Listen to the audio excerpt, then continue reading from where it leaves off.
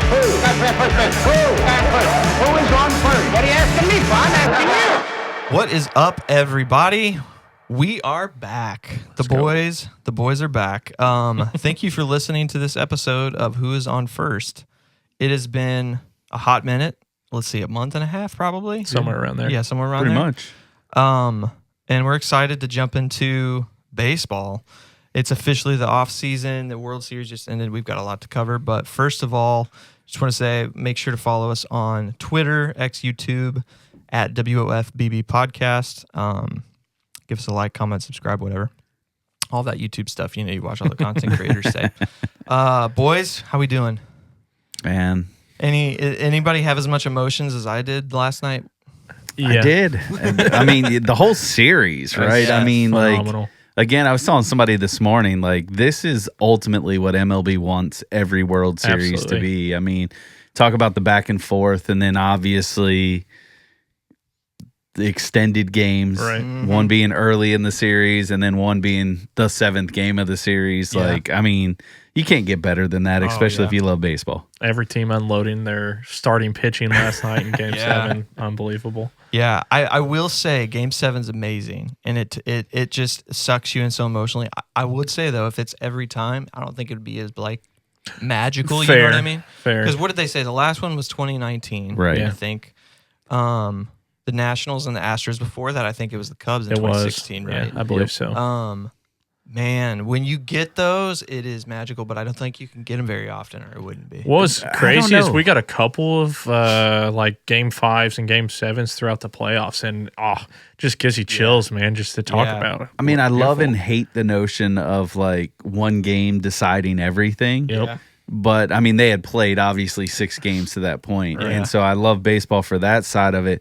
But there is something special about it's just one game. This Yep. is, Yeah. This is This it. I is mean, it. that's why I think like the Super Bowl is so big every year. It Yeah. doesn't matter because it's just here's what it is. So I think, to kind of counter some of what you said, like I'd be okay with a Game 7 every Yeah. year just because there's so much excitement to it. So, what did you think about the one wild card game then? So in 22, they moved to 3-game wild cards. Yeah. Yeah, I mean, Is that again, the same?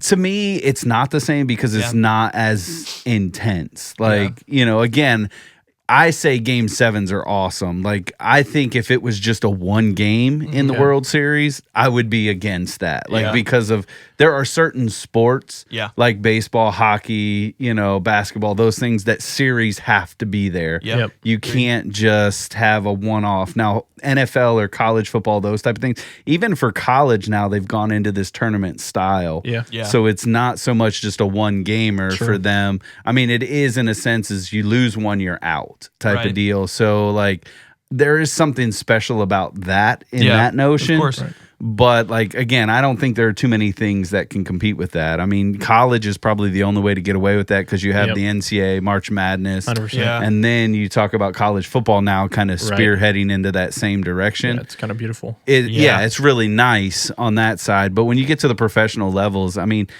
part of me, I don't know that the NFL will ever do it, but it'd be interesting to see if the NFL would even go to maybe like a Three-gamer? Yeah, Yeah, I that could would be see an that. interesting dynamic. Yeah, 100%. One that game would at each play home, out. and then the Yeah. team that has the higher ranking gets the That would last be one. something Game right there. 3. But Yeah. we're jumping into a totally Yeah. different sport It's now. what we do. We're just gonna recap the World Series because it was amazing. Yeah. I think this is probably. I'll start by saying this, and I'll get your guys' thoughts. I think this is probably top 3 World Series in my lifetime. Yeah. I can't speak for. I don't know. The 60s, 1927 80s. World Series was pretty. Right.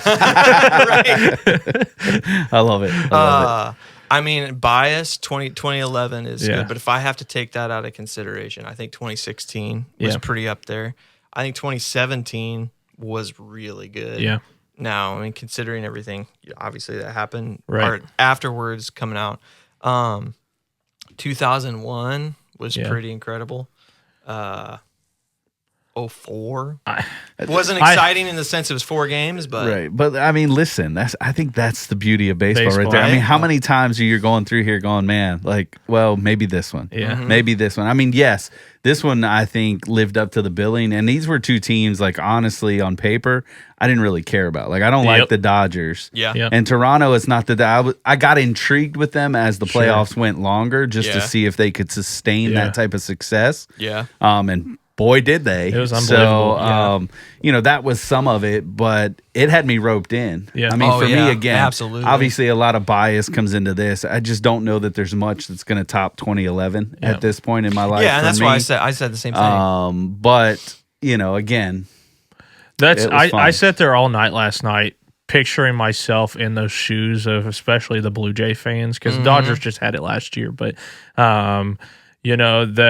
that feeling in 2016, watching the Cubs out there, and it's like inning for inning, just like locked back in. It's like, the inning ends, and then you kind of decompress for a second, and then it starts back up, and it's like, all right, here we go again. Yeah. And watching Miguel Rojas hit that home run last night felt so much like 2016 also, and I was like, oh no, here it comes. And unfortunately for Toronto, it didn't turn back around like it did for the Cubs. But I felt for all of Toronto when that came off the bat. It was brutal.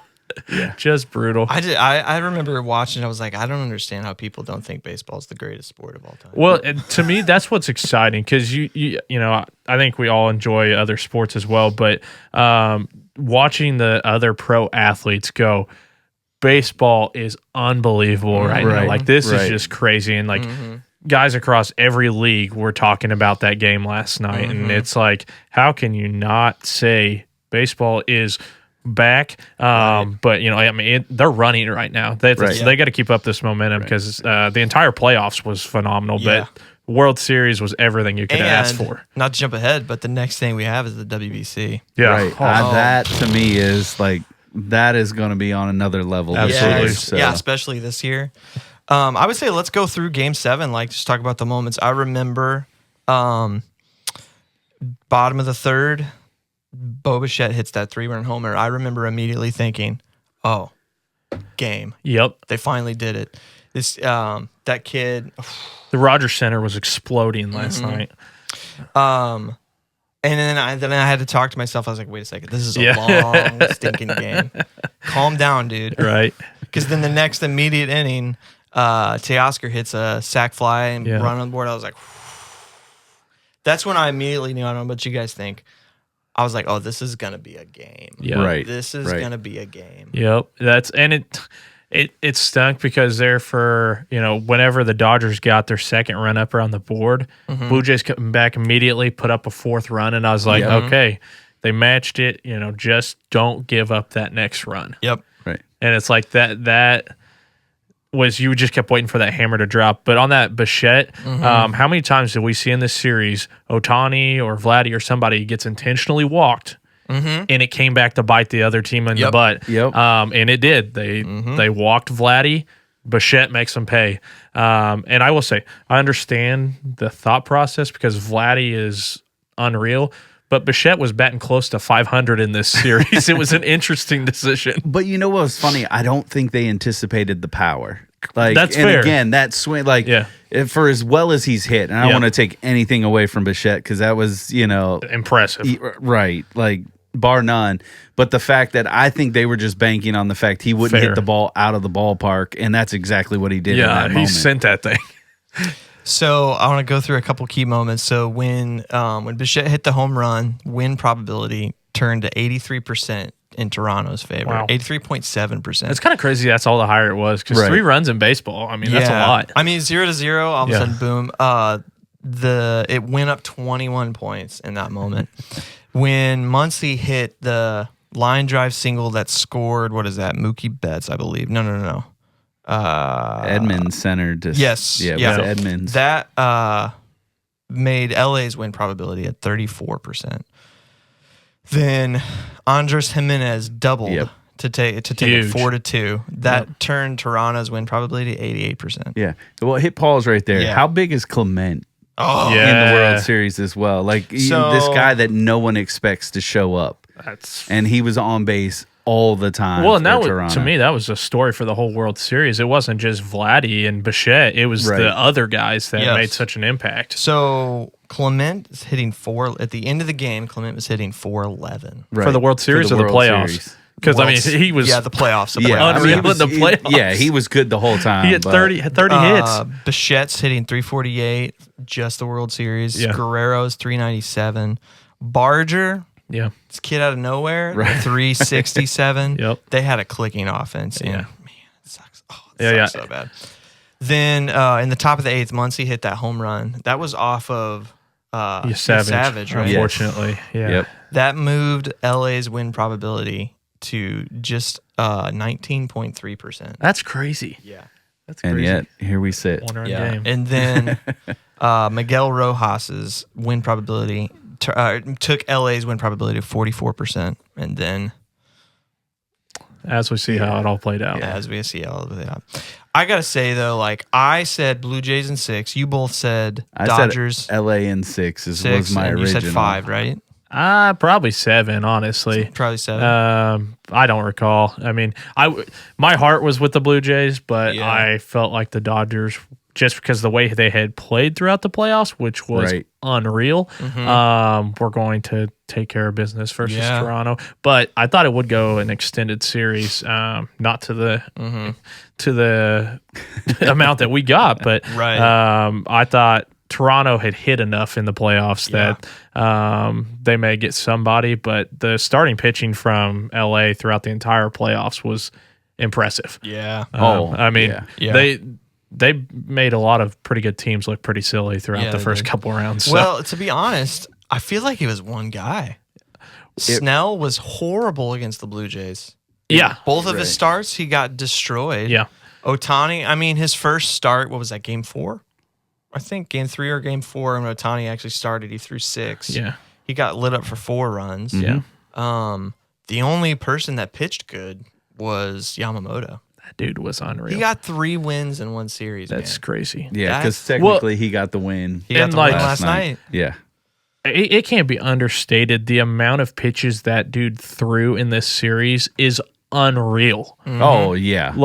I mean, that dude's arm has to be ground beef today. It's Did you unreal. see the video of him lifting up his MVP trophy? No. He couldn't lift it up. I bet. He said his shoulder was tired. My arm's tired for him. I know, right? Just I don't blame him. I'd be like, for real.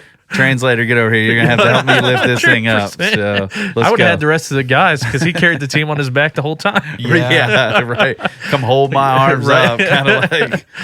I said the Blue Jays in 6, and I thought the biggest bummer of all, and I do feel for Toronto fans so bad, but they had so many chances. Oh yeah, to do it. And I mean, it's kind of one of those things. Like, do you tip your hat to the Dodgers pitching, or is it like, okay, guys, why are you swinging at that stuff? Well, they did what they were supposed to do as far as the Dodger pitching, but again, and this is just how it happens sometimes. Luck in the right moments happen to be on the Dodgers side, because you talk about the ball that's pinned in Game 6 underneath the wall. That at least scores 1 run, possibly your tying run. That's a triple is sitting for at Dodger. 3rd, or it changes the whole game 100% plan because you bunt the guy from 2nd to 3rd, and you're now 1 out with a guy on 3rd. You potentially tie that game there, and we don't know what happens. But the fact that it's a ground rule double, both get stopped. So it kind of takes the bunt out of the picture. And then we kind of saw what happened. Some bad timed swings where you just get pop-ups, and it just, or your prediction would have been right. I mean, I think, the Blue Jays in 6 was legitimate a possibility. Yeah. And then they come out in Game 7. And, I mean, for all intents and purposes, I thought they did exactly what they were supposed to do. 100%. Early? Right. Score first. Get out in front, let their pitching do what they can do. The problem was, once again, some just unfortunate luck. I mean, you go back to IFK, not getting the not getting the jump. You might as well have left Bichette out there because he could have done that. Right. Like, it just. Yeah, but the thing is that, I mean, so he didn't have the right what do they call that? Lead. He didn't have the secondary lead, but the third base coach is right there. Yeah. Got to be telling it. Yeah, dude. Take some more steps. Look how far Muncy is. Now, this is 3 guys that Well, I mean, you've played baseball. I've not. I've not touched a baseball diamond. have. But I understand the game a lot. You've played in some form or fashion. Yeah. Maybe not baseball, but softball. It's a close. We don't want to talk about that because it wasn't good. it takes my credit and makes it worse. No, it doesn't. We don't have Nobody video knows of that it. you're not We're betting good. 700. That's right, guys. You hear that number? I feel like that's more on the third base coach because, man, he's the one with the eyesight. Like, hey, take the lead. More Well, lead, they more both. lead, more That's lead. on both of them 100%. because as a player, you're told from little league when you're on third base, your lead is as wide as that third baseman is to the bag because there's no way he can get back to the bag before you can. Yeah, and so you make that extra step. He knew in this game his role was going to be you are a pinch runner. You have to know in that scenario, I have got to get down this line. Yeah. And he played scared. Right, That's he what, did. That's Yeah, what he did. he was did. more worried about He blinked. getting picked off or getting out. And that's why I kind of made the tweet of like experience kind of won the series at the end of the day with how many experienced postseason players in the Dodgers roster. Basically versus- all of them. Yeah, exactly. And then in those moments, so many players in the Blue Jays just don't have that. And I mean, they made it that far without that much experience. That's they're going gives to me a lot of hope. They're going to be tough next year. I mean, they've got some decisions as far as the Blue Jays they have to make, but I mean, the core of that team is there, especially with Vladdy signing his extension. It does give them some opportunity to kind of maybe, make a run, but outside of the Dodgers, I mean, there hasn't been a lot of consistency though. That's the only challenge. Yeah, it'll be interesting. They're losing a couple pitchers. What are they going to do with Bichette? Right. But having the 5 through 9 hitters like they did, that's what wins you playoff 100%. games.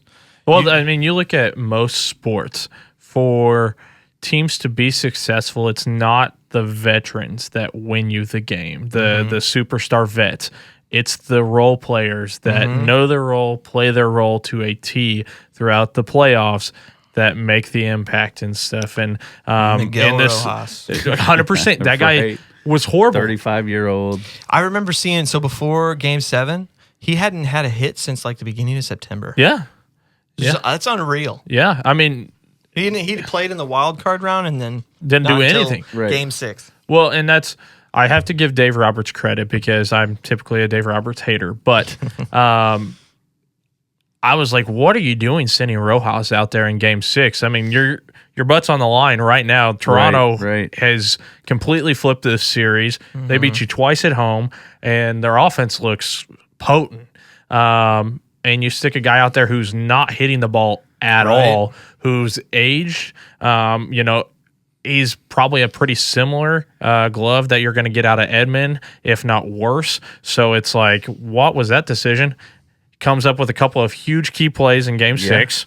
Man, and the I'm one like, particular double play. I was like, okay. And then catching that Game behind 7. you, whew. I mean, Game 7, I mean, The that throw to home was on the money. unreal. I mean, I mean, you can't even talk about it. Man, I know we keep going back to it. He double clutched too. Yeah, right. Because he wanted to look at where the runner is in third. And that kind of makes me think, I don't think you can really tell this from the overhead view, but IKF also hesitated on a jump because he was afraid of getting doubled up. I think so too. I mean, understand playing scared. But yeah, and the shortstop arm that Miggy had in that position definitely helped. Yes.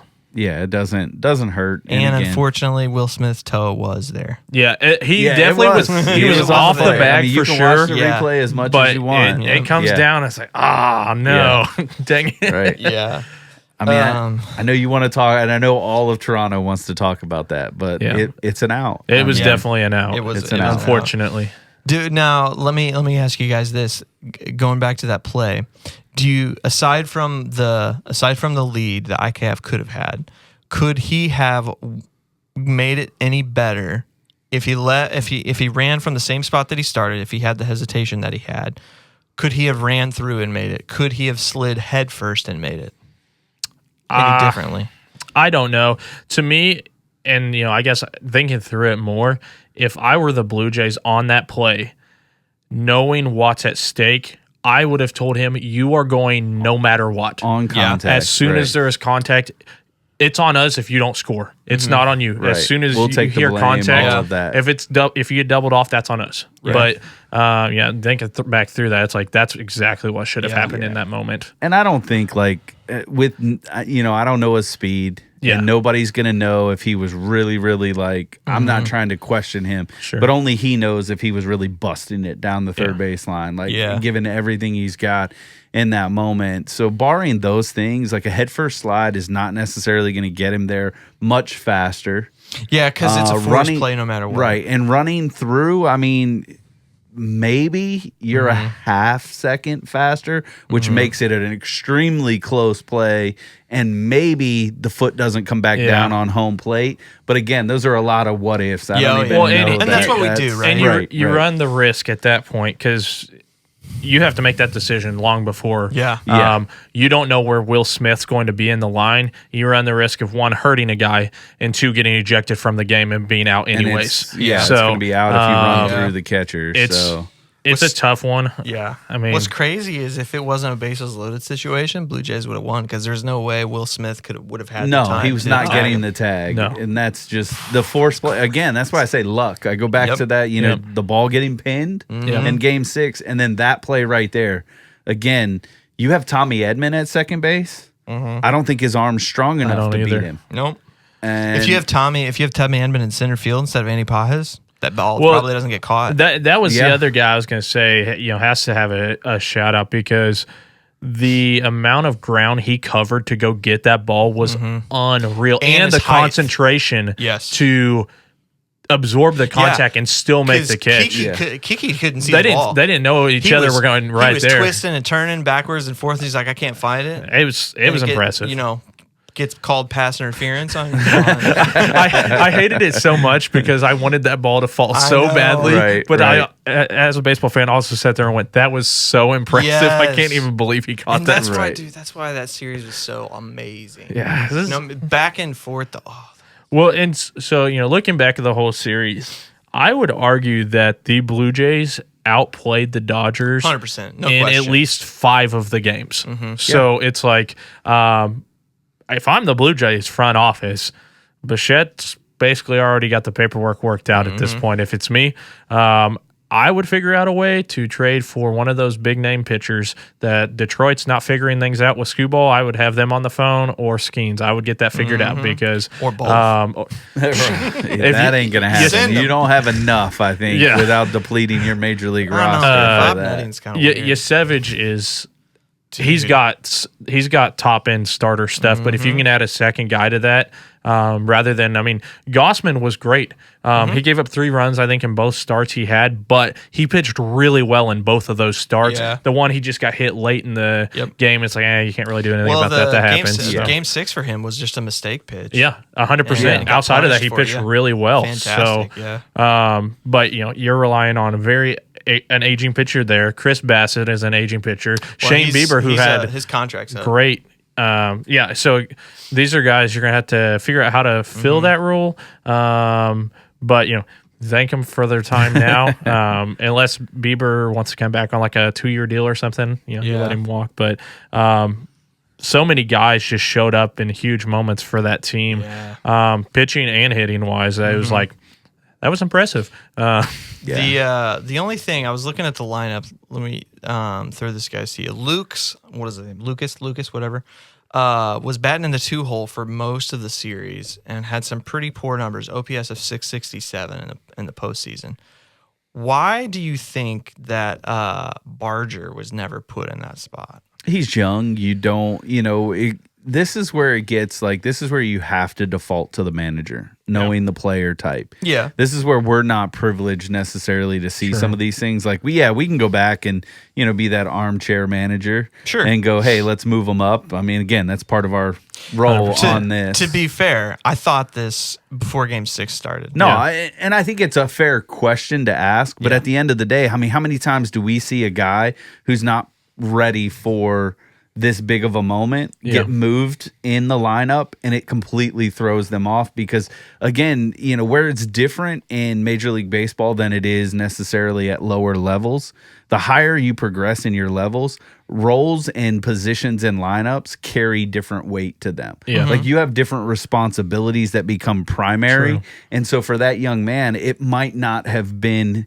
putting him in the best position to succeed because in the 2-hole, you may need a left-handed batter to be able to pull the ball more. And he doesn't do well pulling the ball. And I'm not saying he doesn't. I'm just saying overall, he's going better the opposite way, which is not what you want to have in the 2-hole, especially if you get a leadoff double like Springer's been known to do quite a bit in his career. You want that guy to be able to pull the ball so that he moves to third even if it is an out. And so those are things that I think you start to think about at the higher levels, that when you're talking high school, even some collegiate levels, it's you put your best hitter, your best hot athlete, hitter up there. right? You just put it there and you kind of roll with the punches. But in MLB, some of it too is you've got to space out that lineup a little bit because you start crowding it, and then all of a sudden you get to the bottom half and you got nothing. You've got a complete hole. Right. Well, and Which that's is what the Dodgers had. You may correct until you may say that you move him up and he doesn't hit like that, like you said. Right. But also he came up in huge moments out of that spot and hit in those moments too. So maybe they don't even score some of the runs that they ended up scoring. Yeah, it changes a lot when you do that. It's tough. I mean, I said 3 weeks prior to the end of the season that Nico Horner should get moved up, which we talked about. That is a risk. They moved him up. It worked out well, but he had a couple weeks to get prepped for that role. Right. Yeah. And he did struggle down the stretch, but he got prepped being in that spot. Well, it's the same argument. He took off too. It's the same argument we have with Wynn. Yeah. We don't want Wynn to be in certain positions. Yeah. Or even like a VS2. Yeah. We don't want him to necessarily be moved up the lineup and bat like 2 or 3 even when he's hot. Oh, I want him leading off. Because I know that, but If he's I'm not talking leading about off. if You're he's not gonna not argue me leading out of that one off, either. though. But what I'm saying is you don't want Wynn and VS2 1-2. Yeah. Because it really it can create a big gap certain times. So you're trying to space that out. I was just thinking as I looked through their lineup, Schneider kept it pretty consistent for the Blue Jays with Guerrero, then Bichette, or Bichette and then Guerrero. Yeah, the only time he shifted it up, I believe, was when for Snell and the lefties. And then when Springer went down for the one game, he had to adjust a little what are bit. you Bringing gonna do? that up, man, the Schneider leadoff home run. Yeah. Dude, that was incredible. I was jumping up for joy, man. It was unreal. And then Vladdy brings him back 2 pitches later. I was like, holy crap, here we go. Yeah. What was that, game 6? No, that was game 5. was Before game 5. Before they left 5. LA. It was beautiful. Oh, gosh, what a series. Before we jump in, I just want to give a shout out for that 18-inning game. I stayed up for all of it. Hey, it kudos ended, to you, man. I made it to 15. I made it to 15. Well, you and I were hanging out watching it. Right. And then you I was left at 11, but kept it on and while then you were traveled like, home. sure you don't want to stay, man? It probably... And Could you imagine? We'd have been. I mean, I'd have been good with it. You'd have kept me up at least because it hit 15, and I was like, I'm just gonna have to catch the recap. I in just the morning. remember thinking, all right, the Jays are going to come through. They're going to figure it out because the Dodgers just are not hitting at all. Yep. And then Freddie Freeman. Freddie Freeman. Doesn't he Right. always? And then I Freaking remember, Freeman. I remember it Yeah. was like 150 or something when it happened. And I was like, I'm going to bed. And then I couldn't sleep. Yeah. Right, because you just think Well, about it. It's right? so funny. So I went to bed, and I woke up probably I think 10 minutes after the 'cause I texted the game you. ended because I looked and I went, holy crap, 18 innings. Are you kidding me right now? And then the whole time they kept saying they're like 15. It's 3 innings away from the record. 16, 2 innings away from the record. I was like, oh my gosh, we're gonna beat the record. Well, and there were multiple hits to the warning track in the extra innings too. That it's like, And who's that the an extra anthem, 2 who was feet? the anthem singer? Brad Paisley. Yes, Paisley. That's incredible. twice. Stop calling him. Man. Twice in the World Twice. Series, and he's also had 2 other games in the playoffs that he has sang at that have gone extra innings as well. I'm like, Dude is Stop not calling. if you getting hear called, Brad Paisley is going to And be then- singing the national anthem, go to And that then, game. Both games with the Dodgers because it was 2018 against 2018 Boston, right? against Boston. Yep. Stop pitching to Max Muncy when you're in extra innings in the playoffs. Like, come on, guys, Also fair. look up history. Also fair. I got to thinking last night. right before Muncy actually hit that home run, I was like, here's a guy who we are talking in April, literally could not hit the ball because he couldn't see it. Yep. Goes to the doctor, finds out he can't see, gets some glasses, and comes up in a high-pressure, huge situation, comes through. Yeah. I was like, Shout out to him too, because he's the Dodgers home run postseason leader. kind of crazy. Yeah, Who would've like thought? this utility-ish Yeah, kind of It's guy. time for him to like, trade him. Yeah. Right. Yeah. For the other we were Max talking the Muncy. whole time. Oh, the Dodgers are going to want Arenado because Yeah. Muncy can't play. Yeah. They're not trading him for that bad. Well, I got a on now. thought, but I'll save it for a Save it minute. for later. So, yeah. But shout out to him because he's not. I mean, he plays full time. Yep. But I wouldn't say that he's considered like the Dodgers third baseman. No. because they'll move him when they need Well, to. Well, and that's that plays before into my Freeman thought, got there. He was playing first base. Yeah. Because they also had Turner. And Freeman was and hurt at the Turner beginning of was the great, right? Yeah. But you're right. Yeah, Muncy just kind of bounced around. He played wherever I think he played some second base at one point. Yeah, It's like he has. You look at that guy and you're like, well, he's not really a traditional second baseman, but he figures it out. And just a little caveat: if I'm a Cardinals fan, I'm looking at Nolan Gorman and going, "That's what you need to be. We need you to be that guy." Well, yeah. just bounce around. just a little utility bit. guy Yep. who's got tons of Just power. focus on the infield. And Stop swinging at crap. stop swinging at crap. right. That's one thing I got to say for Muncy. Like he's a home run or bust hitter, but man, he can walk. Yeah, he You know does what I take mean? his walks. Yeah, his strike zone awareness is so good. Yeah, it's top. I'd And say and probably that's top. when I think those type of players 10%. you can take the I'm only going to hit home runs really because Yep. man, Yeah, I mean, when you're- Schwarber is the Yeah. perfect. I mean, he's Yeah. well, like he strikes out like crazy. but he's the top though. He's. I mean, he does get a lot of walks too. He does, I mean, he's yeah. a free swinger. No, yeah, he yeah. knows Yeah, you're when right. to swing and when not to yeah. swing. 100%. Man, what a series! Any Yeah. other thoughts? Yeah. Hey, let me ask this question: do we think this is it for Freddie Freeman? Winning back to back. Like, do you think he That's walks a good question. off? What do you think?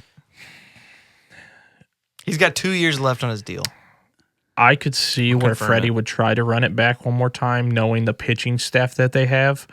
A lot of good young players, but if I was Freeman, I would heavily consider retiring. Well, I mean, you talk about the injuries that he had. He this had year. several I know his injuries. family is key and a big deal to him, and I know with one of his kids, there's always that 100%. challenge. So that's why I think about that. Winning back to back like that really kind of cements some things. I mean, yeah, I could see him coming back. He was not great in the World Series. Aside from the one home run. Yeah, he you can literally that tell home that run he's that won slowing it was down. the only Right. home run. Yep. He hit, and he clearly is slowing down.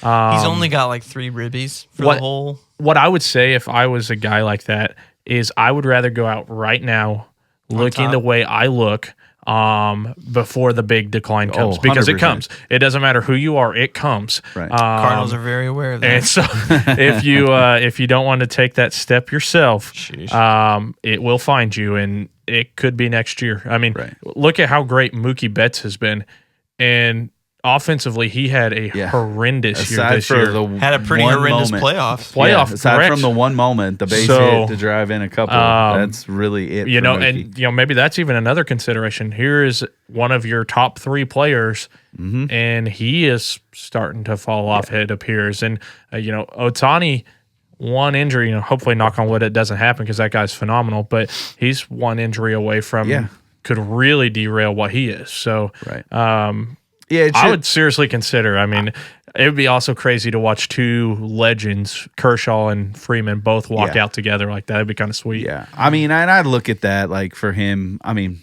obviously it's his call. Yeah. I mean, it's 100%. whatever he's going to do what he wants. The Dodgers to do. will bring him back without Right. a second thought if he Right. wants to come I back. just look at that and go, yeah, dude, you're a Hall of Famer. Absolutely.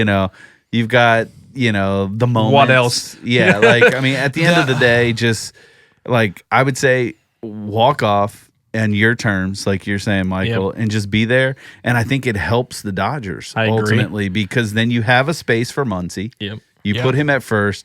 They're gonna have some flexibility in the outfield because they're not gonna keep Teoscar Hernandez. Yep. I think I think they move He on. came back for 1 year, right? I think they move on from him. As well. Just the 1 year. So I think they move on there. I think they've got some other pieces. Obviously, I think Kim, is going to play a bigger role come that point. Their pitching stays. Yep. We don't have to worry about that. They may even add to that, which is like insane in my category. But yeah, I mean, I just, again, if Freddie comes back, does he just come back? I mean, can you do this as a Dodger where he just comes back and is like that bench guy that becomes the... Yeah.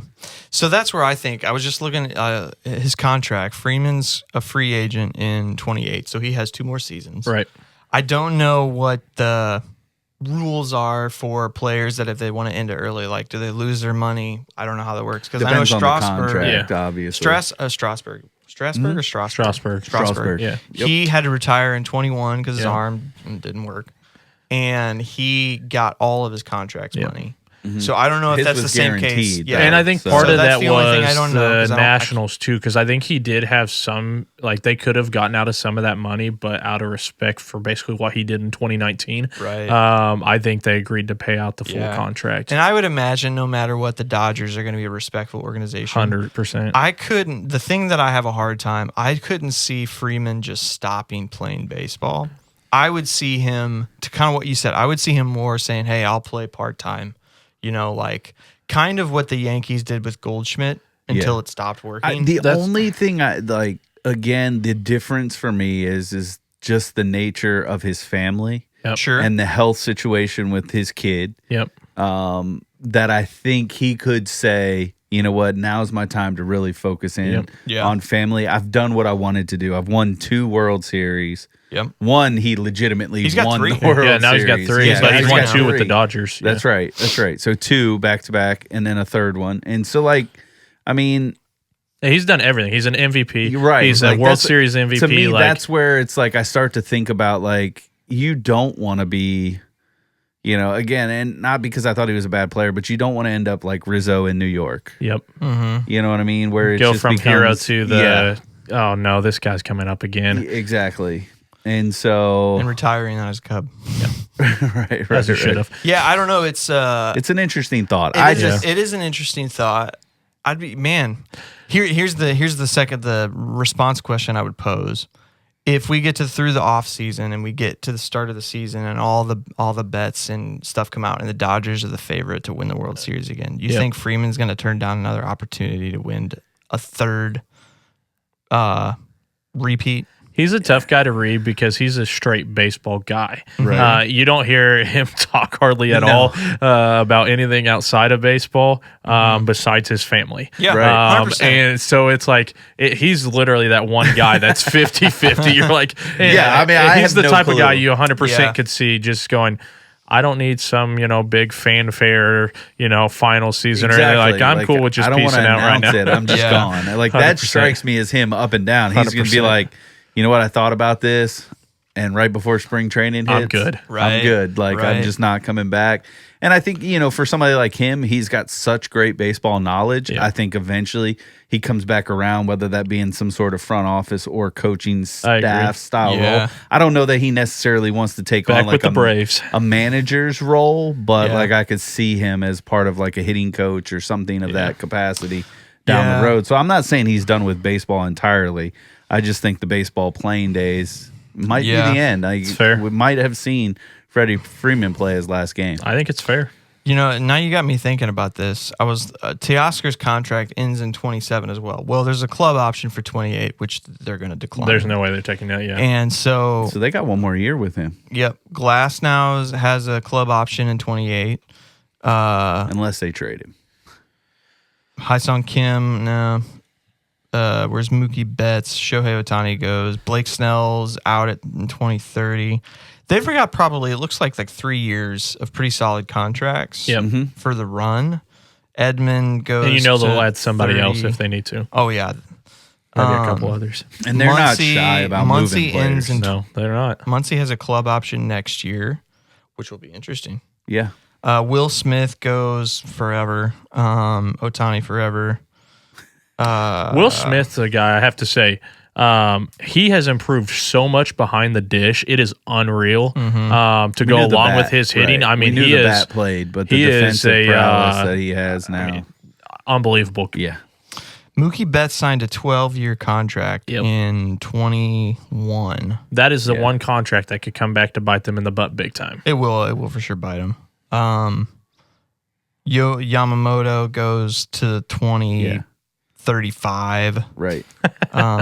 He can opt out after 29 though. It'd be crazy if his opt out was next year. Yeah, right. That would be something, wouldn't it? Yeah, I don't know, get man. paid.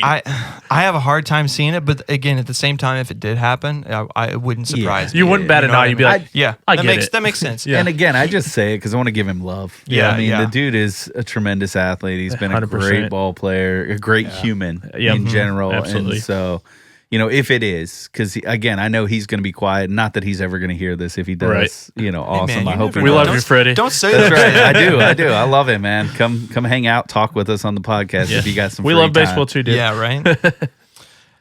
Before we wrap up this section, I thought we should talk about the postseason in general. We each had our different bets and predictions, and let's see. I said Mariners and Rangers. No. I said Rangers and Dodgers. Okay. Rangers didn't even make it. Yep. Dodgers obviously made it. For the series, I thought Boston was going to win, and they won the first game, and I was like, "I'll that guarantees it." But Here we go. Oof. Yeah. So, what did you guys think about the postseason? Any thoughts? The one thing that the big question is I have is the Brewers were the best team in baseball, and then they just crumbled in that CS series. Yeah. What's it going to take for them to take the next step, and what's it going to take for the Mariners to finally get a pennant? Well, so I had the Phillies and the Mariners going. And that's right. The Phillies, in their defense, just ran into a wood chipper that was the Dodgers. That, Philly as didn't always, show just up. figured it out. Correct. And They Philadelphia just didn't show just up didn't have offensively. what it took. So, and then the Mariners, they were right there. And I don't know if they would have given the Dodgers the same series or not. The Mariners just kept figuring things out in the playoffs, so I could have definitely seen them even potentially winning it. But overall, Milwaukee did something that they haven't done all year against the Cubs and hit for extreme power in the series. It is what it is. You can't really do much about it. What it's going to take for them, definitely some retooling of a couple things probably. Their pitching staff, the back end, is aging. Yeah. Oh, yeah. So they're going to have to figure that out. They have some really good young pieces, but they're going to have to move some of those if they want to get serious. But they could do what the Blue Jays did because the Blue Jays were a high-contact team as well. But the difference is they do not have Vladdy or Bo Bichette or one that's of what I those was guys. getting ready to say. I mean, you're Churrio hoping Churrio was can phenomenal, develop and he into can that. maybe be right. a But shell there's of that. He's not Vladdy, Right. but I think he could be close. I mean, he had a phenomenal playoff before he got hurt. And then he came back out. But Milwaukee won't spend. So you want to say what it's going to take? That's what it's going to take. I mean, with to give them some credit, without spending money, they made it to the championship series. Now They did. Now, the interesting thing I have in the end, LA had no offense. They had offense when it mattered. Yep. But they were batting below the Mendoza line Yep. for Yeah. most of the playoffs. Here's and I know a lot of fans One pitcher single-handedly pretty much are going to hate this, but a slug plays its part in 100%. postseason. 100%. That's how the Dodgers did what they did. Yep. I mean, it's just, you look at it. I mean, even in Game 7, I mean, they got out-hit. They got outplayed. It was just the fact they hit home runs in key moments. Yep. And I think that's the model for every team. And again, I'm not saying you stack your team full of the power guys, because the same, you look at Toronto, there's a lot of high contact there. Yep. It just so happens for Toronto, They have some a lot of of power, too. their power is also high contact. Yep. Like, you're just not going to find that. They Yep. did a really good job in finding yeah, I mean, that. that's pretty unique and 100%. special. Right, that you can right. marry You're And to both get of two those. of those guys, I mean, Exactly. Yeah. It's hard to do. So I don't anticipate like that as the blueprint. But I Right. think, for the Brewers, you look at them because we mentioned them specifically, they're going to have to find power. I think Contreras for them Has can some, be yeah. a stud, but he's just not going to be the high contact. He's either Yep. going to be one or the other. 100%. And I worry that Churrio is going to fall into that same boat. You're either going to have him be your power guy, or your average guy. I don't know that he's going to marry the two. I would agree. He's definitely not an average guy. Right. his That's what I'm entire saying. career. So you've got to find at least one to short two 2 other years. people. Yeah. Because they've got a lot of role and they've got a lot of good positional young players, but we don't know what they're Well, gonna and this be. year they got something they hadn't gotten in years, and that was Yelich healthy. So And how much longer is that going to happen? And the thing is, like, he is a horrible postseason performer, so it doesn't matter if he was playing or not. That's At the end but of the that's day. where a lot of their money's wrapped up is his contract. Well, and that's, yeah. I mean, they don't spend a lot of money as it is, Right. but that's where most of theirs is. Yeah. So Toronto led the league in on base at 333, and Milwaukee was in I second believe that. on base with 332. Yeah, well, that's crazy.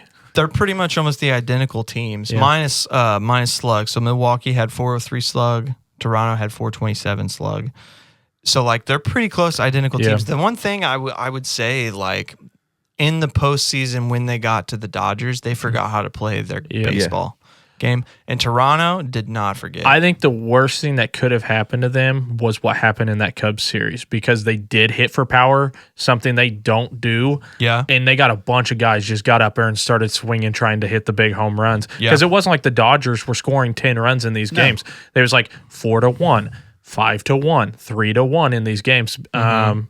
Milwaukee literally just couldn't push runs across because, like you said, they changed who their identity was. They stopped getting on base off of one series. 5 or 6 of their hitters aren't like good hitters. They're just all infield. Sprint to the bag and cause chaos, but no one would get on base. Yep. Now, I mean, you got to give credit to the pitching. Yeah, They sure. ran into Yamamoto, Blake Snell, Right. the version of Blake Snell that knew how to pitch. right. And But like everything. you said, what we saw out of Toronto, those guys were hittable. It's just they changed their approach at the plate. Whereas we didn't see Clement coming up there thinking, I'm going to hit a home run every single time I get up here. He knew, I got to get on base. That's my role. Probably the one guy that changed things slightly was Alejandro Kirk, hit for more power than I anticipated him hitting for in the playoffs. But except He's also, I was going to say, huge except for contact guy.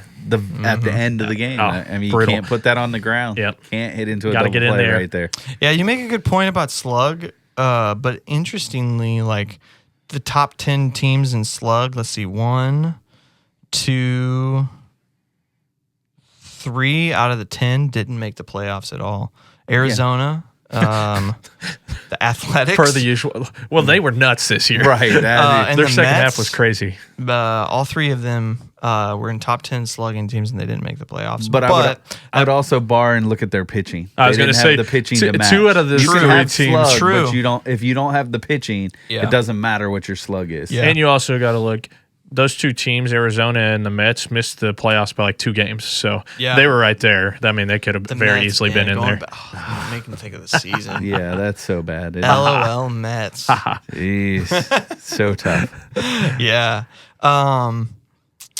Yeah, I mean, it was a pretty good, I would say it was a good postseason in general. I for think the year. only series that really was a dud was Cincinnati and LA, and it turns out that LA just turned back into a buzzsaw because almost every other series was pretty competitive and went back and forth.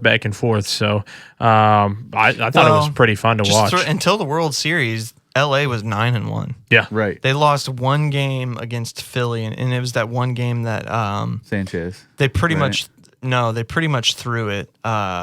They put all of their relievers out. They had the bullpen game where they put all their bad relievers out. Yeah, because Philadelphia had that Sanchez game and blew it at the Oh, that's end. right. Yep. So they could have easily won that game too. Yeah.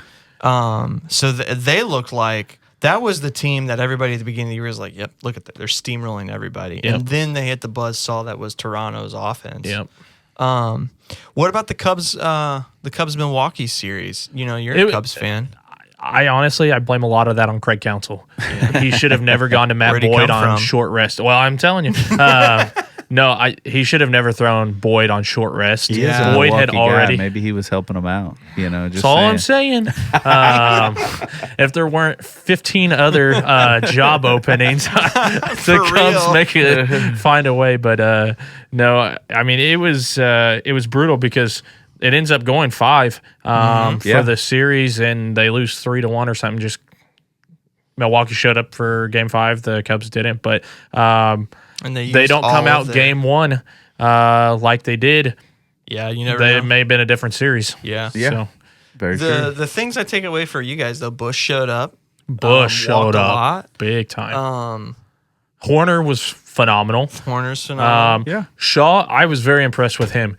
He was not hitting the ball, so he started taking walks. Yeah. Yeah. And he Yeah. took He came up big He came couple up like times. 6 Yeah. walks during the Milwaukee Thing you kind of series that take were from big. it though, man, the pitching, they don't have enough of it, which we'll talk about later. Correct. obviously, but Yeah. Yep. which I'm kind of this guy that's just like, I want to believe that offense matters more because you can't win a game with pitching. Yeah. You lose the game with pitching. Right. You win the game with offense. But I mean, But you got to, I mean, and that's the pitching thing. Like, pitching you gotta won the marry World it. Series. again, you look at both, right? Yeah. It's for the Dodgers, it's both. I mean, they have, and they've paid for it. Yep. Oh yeah. They have both, and it shows up. Look in at the key Pirates. time. The Right. Pirates have great pitching, but no offense at all. Right. Yep. I mean, and so yeah, I mean, that's the beauty of baseball, though. In my book, in general, is you can't just stockpile one. It will get you to playoffs, maybe. Oh yeah, for a sure. little bit, but eventually it's For going to sure. wear thin. Yeah. Well, even like you said, the Blue Jays last year, worst team in the East, 72, 74 Fifth wins. Right. And they carried first place from like July on Yeah. in And the then AL and get all the way to The game Yankees 7. have the best offense in baseball, like bar none. I was just looking at the slug numbers. They have Yeah. a 455 slug, and LA was right below them at 441. Yeah, And Toronto had a slug of 427. sure. And New York pooped the bed. Yeah. And it's I mean, pitching lost Yeah. them everything. Yeah. Except for Cam Schlittler, man. That kid's great. That kid's special. Um, and the fact that he's from Boston is even more amazing. Oh, don't rub I didn't that even in. realize that. That's crazy. Right. Yeah. Don't rub Brutal. that Oh, in. you didn't, too you much. didn't see that? No, I didn't. Oh, That's man. brutal. That's going to be a tough one. I guess to wrap it up, man, thank you to the baseball gods for Oh, my goodness. this postseason. I mean, we needed this bad. Yeah, Also, 100%. pushes on the please do not cause a lockout because baseball has a lot of momentum right now. Yes. Do not kill it. Yes. Yes. Yeah, because going right into the AWC, which is going to be pretty incredible with all of the judge committing and leading U.S. Yeah. Albert Pujols managing Dominican Republic, Yachty managing Puerto Rico. I'm so excited. Vladdy and Freeman playing for Canada. Yeah, the funny one I saw was Austin Wells is the projected starter for the Dominican Republic, and I was like, wait, what? Apparently his mom's from the Dominican Republic. Wow. Had no Ain't idea, bitching. but I was like, Look that's at kind of that. incredible. Look at that. Wow. Like, that's what's fun though to me is you get 100%. all these players that you really wouldn't think about 100%. that end up going over And then you got know, Japan, which is pretty much LA Dodgers. Yeah, pretty much. absolutely, Pretty much. especially now. Yeah. So Well, yeah, and Edmund playing for Korea. Korea, yeah. I mean Newt. I mean, we don't know if he'll be ready to play, but I he'll think go back I think to- he's out. I think he said Yeah. he can be committed. Oh out. man. Well, Which now the we'll U.S. has do- got a chance. Yeah, we'll do a. I think we should definitely do a full AWC episode before the season starts. But let's jump to and wrap this up. I wanted to talk about the off-season outlook for specifically for our two teams. Sure. The World Series ended. We're recording Sunday. It ended Saturday, and to nobody's dismay, we are Cardinals and Cubs fans. I don't think anybody knew that. It's hard to tell. Yeah. Both of our teams, I think, have a really big offseason ahead of them. Or Yep. I guess I should preface this by saying they should have a big Fair. offseason ahead of Fair. them. So I thought we should talk about like what some expectations. Maybe we can get everybody like thinking, and everybody that's listening, like what to look forward to, what to look into. Yeah. So let's start with you. You want me to put you on the spot, Michael? Sure. You want to go first? Well, there's the Outside obvious of firing Craig Counsell. outside of firing Craig Counsell, which is the obvious choice. the most expensive manager in the history of baseball. Yeah. The big thing is obviously what happens with Kyle Tucker. Yeah. The biggest free agent on the market this year. Huge decision. I mean, they gave up a ton to get him. Mm-hmm. So letting him walk after 1 year would be an interesting choice. But at the same time, have you seen enough from the young guys in the outfield to think that they could give you as much as he did this year? Yeah. Who's that Potentially. rookie that played while he was hurt? Are you talking Owen Cassie? Cassie, yeah. Yeah. He showed a lot of power down in AAA that I don't think the Cubs realized he had that type of power. Yeah. They have Kevin Alcantara down there as well, Right. who actually is the higher rated prospect of the two. More well-rounded. He is. Yeah. But currently, Casey, however you pronounce the kid's name, he is more MLB ready than Alcantara is. The thing I lean on, thinking of Sandy. yeah, fair.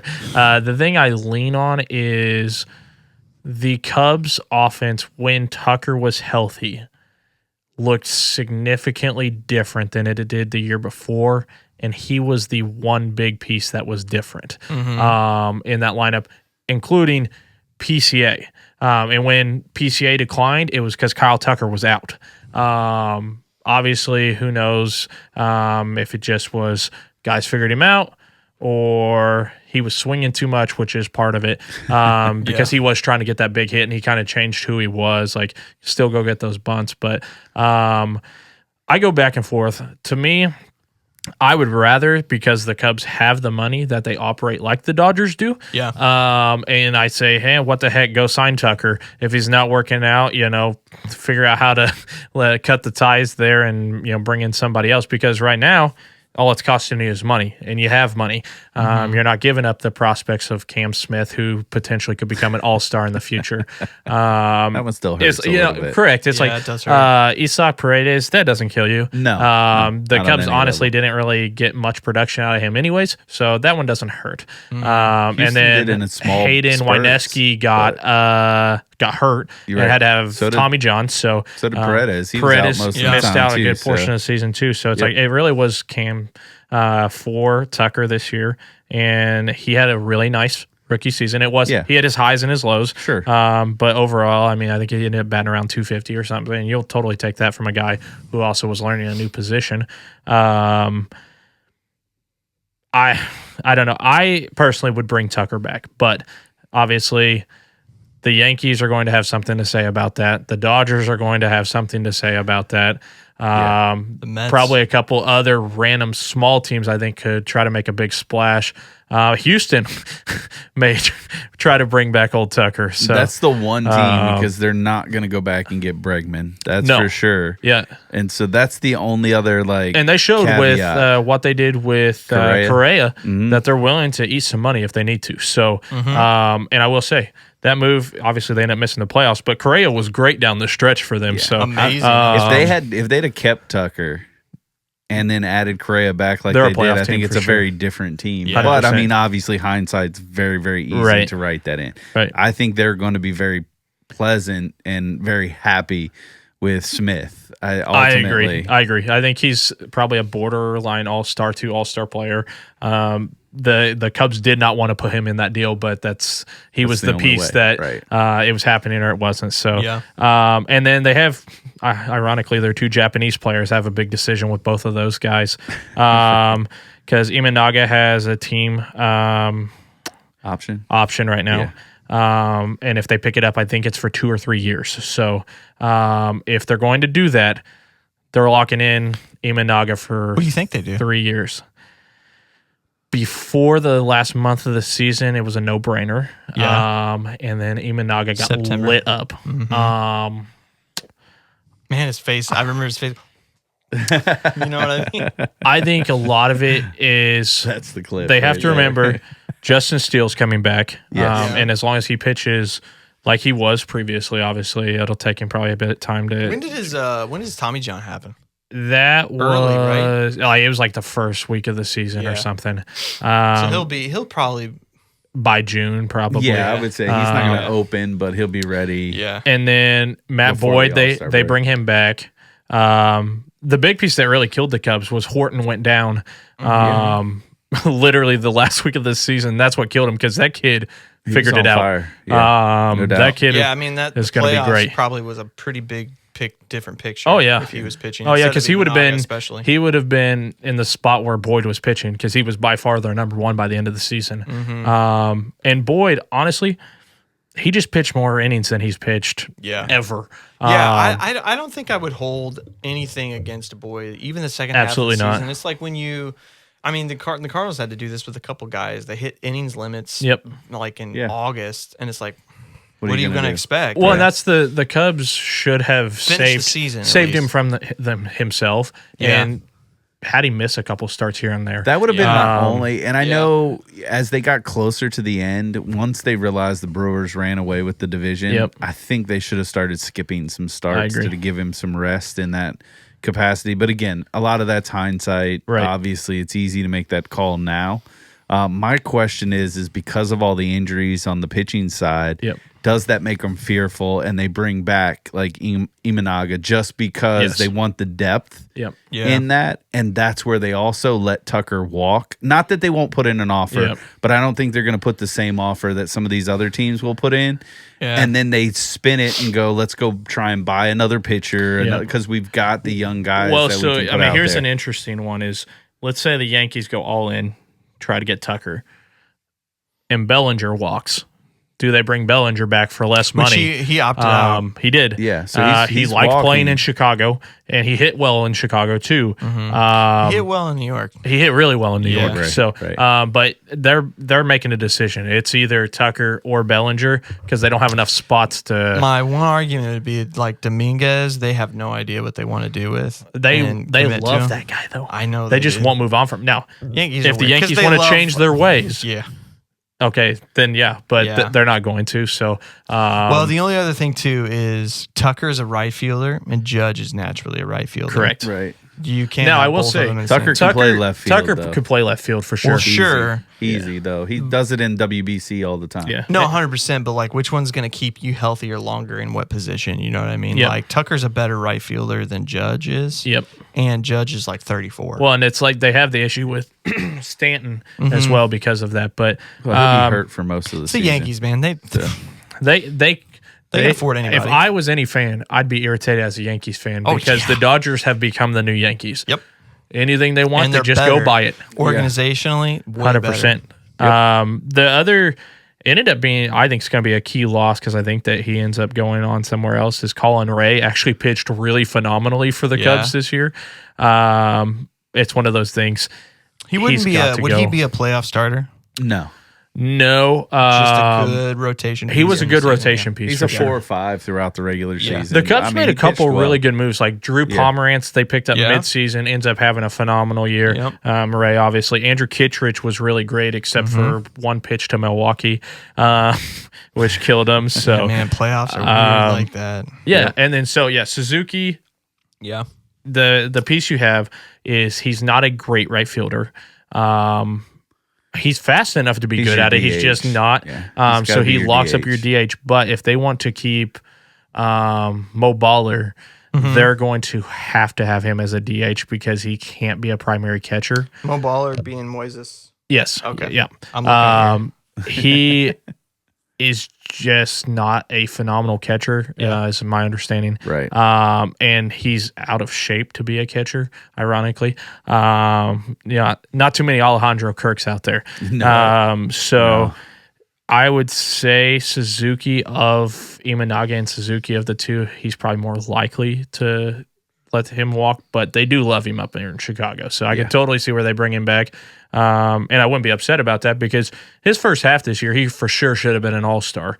And once again, Tucker goes down, changed that lineup drastically. Yep. Sure. Because you had a couple of guys who were having phenomenal years, started trying to do way too much at the plate, and having that protection of just who Kyle Tucker is drastically changed that lineup. So It's Man, always hard because you have career years by guys, and you don't know 100%. if they're going to eclipse that or I if think that's about going that to be a with Springer. regression. Like Springer had an MVP year, and he hadn't done that in Toronto at all. Yeah. Right. And he's almost at the end of his contract. And then he bats 300 this year. And Yeah. Right. Okay. It's so funny because like you think about for the Cubs, like we could say PCA, the great that he started, all of a sudden he falls off a cliff, right? Like, or who knows, he could come out and really have figured it out and 100%. become more well-rounded as a hitter, and all of a sudden you're looking at him going,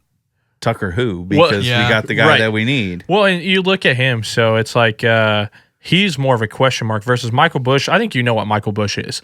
What he was this year is what Michael Busch is. He's going to bat around 270, and he's going to hit 30 bombs on the year.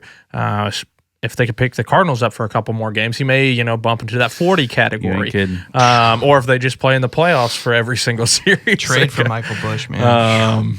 So Dude, Michael we Busch had him has on our control roster at one point. until 2030. Oh yeah. That's crazy. What's crazy is the Dodgers could have had him. Yes. And some yes. of those other And- Yeah. I mean, that's where Freddie he's actually Freeman, playing out of position. He should be in Max Muncy's position. So, because he's a third Busch a baseman. third baseman? Yeah, he was a third baseman. Wow. second baseman, and then he moved They to first transitioned base. him to first base in Chicago. He was in second base for the Cardinals. That's where his Bush. what? Yes, in When? our system. Yeah. What? Yeah. Yes. When did we have him? A while back, but we had him. He What? never made it to the major leagues. He Yeah, was- But he was in our system. He was a guy that the Dodgers were really high on, and he just couldn't get it figured out down there. And the Cubs were like, look, He wouldn't have got it figured out. we're in our going to system be anyway. bad. So we're going Right. to go ahead and trade for this guy. Maybe has some upside. And Bush has had a lot of upside in Chicago. So Stupid. 100%. Man, the Dodgers could have had Michael Busch and what's your boy from Jordan? Houston? Jordan. Yeah. Imagine. Right. Could Yeah. you- yeah. and those are and two they- playoff studs. Yes. Imagine. The one thing I think about with your roster is as I'm looking, there are 7 free agents this year. Yep. Then there are 4 free agents next year. Sure. That's a lot of decision Well, making. so it's going to be That's interesting to tough. see what they do with Nico Horner. They love him, but there was a ton of free trade speculation before this last season started. Oh, really? I think the way he played this year plays himself into another contract with the Cubs because it's not going to cost a ton. He kind of seems like one of those guys, kind of like a Brendan Donovan in the sense like he's really valuable in your team, less valuable to the rest of the I would league. agree. Not like he's not valuable. Well, and but so in comparison. if Matt Shaw would not have developed into the third baseman that he became, and they realized he's going to have to be a second baseman, then it would have been a different story. Yeah. But Shaw is up for the Gold Glove. The kid was stellar at third base. He's not going to win it, but no, I mean, absolutely not. Right. But I mean, still, to be as a rookie to be considered right, in absolutely. that, absolutely, you'll take that. So, and for this not being his primary position, like first time, so I would say Horner gets locked up at some point, but they have a lot of young guys, so it's going to be interesting to see what they do end up doing with a lot of those guys. Like I said, Tucker's obviously the head of what's going to happen. Last projection I saw was 10 years, 470 or somewhere around there is where they're expect him to land. And, that's the one thing I worry about with the Cubs is what they saw out of him his second half of the year hurt. Them going, I'm afraid that's the guy we're going to get, not the guy who was in the first half. But like I said, when he was healthy, the Cubs roster, I would have stacked up against anybody. It's amazing to me because I do like Kyle Tucker. Like, obviously, I would take him on my team in a heartbeat. Absolutely. Like, there's no question about that. Most Cardinals media are talking about how the DeWitt should make a play for him. I don't see that. They're not going to do it. Right. There's no way. Like, I mean, he would fit really well on our roster. Yeah. But is that another guy? And again, is he another guy that falls into like the Goldinado conversation where they're elite players to a degree, but they're not the player. They're not they Aaron need Judge. Another player to pick up the Yeah, weight. You see what I'm saying? They're not the aircraft carrier. Yeah. Right. Because if you think about when he was on the Astros, he was surrounded by Jordan, Bregman, Altuve, and Correa for a little Short bit. period. You're right. That made a big deal. And it's kind of the same thing with the Cubs. Like Tucker coming to the Cubs made less pressure for Suzuki, Bush, even down to Hap, Horner, and PCA got elevated just by being around him. Yep. But if Hap's the only one out of those guys, which is, again, to your point, a Cardinal situation, like, Yeah, because again, like I just look at it, and again, this is no disrespect to Kyle Tucker. Like I think the dude's a phenomenal player, but he just, at least so far in his career, he screams at me as a guy that is like a supplementary, like elite, like we're talking like God tier Yep. and then A tier. And he's probably that A tier, but he's not, he's not what Pujols was for you. Yep. He's not what Judge Well, is. to be fair, who is right. in that sense? You know what I mean? Right. But I mean, even when you look Like, at there's it, only one Aaron Judge. Right. Yeah. He's not Springer this year. I mean, Yeah. Yeah. you know, fair. it's just that guy that all of a sudden when you need them the most, Yep. yeah. they show up. Well, yeah, and- I mean, if you think about the Blue Jays, they had Springer, Bichette, and Vladdy all Right. having. Career Well, years. and if I was Tucker's representation, I would say, look what happened with Vladdy Jr. He got paid, and that he lit dude up. Right. turned into the face of the franchise in a big way. 25 years old versus 29. Don't disagree. That's what their contracts also look different too. Yeah. So, Yeah. I Yeah, that- it's just it's a it's hard. I agree with you. It's a tough sell for me I agree in the with you. sense of Tough when sell you're talking because- 10 years, $470 Yeah. Okay. So million. tough sell because of the length and Yeah, money. yeah. Gotcha. It's not like again him. You're telling me you're signing him. Let's say even if it's at the same price tag of $40 million. Yep. Yeah. And you're talking 7 years instead of 10. Yep. I'm probably going not a problem at all. Absolutely. I would agree Really? because that's what Yeah. they did with Swanson, and it's of those contracts, his is the best one of because those you're big talking about a shortstops. 10-year deal. You're talking it puts him at 39 years old. Yep. And like we're already seeing with Mookie, and Mookie, I would say, is in that top Yeah. tier. Yeah. He appears to be falling off. Mookie's an MVP though. Tucker's never been. Correct. And that's what I'm right. saying. We're That's talking why, Mookie's again, that's falling another off. while I drop him down. And Just to be a touch. fair, I know this is Juan Soto is not an MVP. Yeah. Right. And the money that he got is because of his age. Now he's got a unique skill set, Yeah. and he's so young. Yep. Right. That's Vladdy's had more MVP votes than Juan Soto Yeah. has. That's kind of crazy, actually. Isn't but, it weird? but hey, but at the same time, Vladdy's right. I Been mean, here great. we sit though too in a market where apparently Bryce Harper's not a lead either. Philly's another thing. Are we? We'll go. Yeah, I we'll was have to gonna go say there a different episode. we'll go all the way down the bad road. You want to jump into the Cardinals? Yeah, let's do it. Why don't you go for it first? You put me on the spot. You want me to go first? No, Okay. it's fine. I mean, I think the best move we did so far in the offseason was letting Miles Michaelis walk. worst move. so just- far. Right. Best move so far. Good news is they're bringing him back 5 more years. Man, if that was an announcement, I think St. Louis might riot. I Like, hear you. they might I think they riot. legitimately would. Chicago Right. be throwing parades too.